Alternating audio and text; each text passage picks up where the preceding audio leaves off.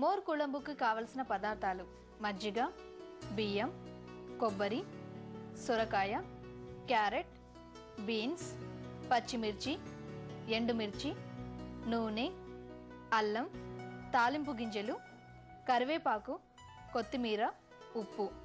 More కుళంబు తయారు చేసుకునే విధానం: ముందుగా స్టవ్ మీద గిన్నె పెట్టుకుని అందులో ఒక పెద్ద కప్పు చిక్కటి మజ్జిగ తీసుకోవాలి.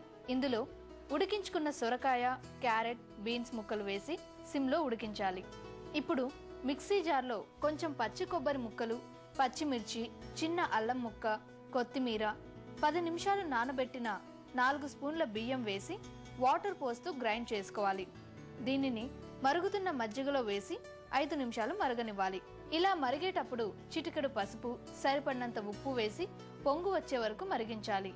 పొంగు వచ్చిన తర్వాత స్టవ్ ఆఫ్ చేసి చల్లారనివ్వాలి.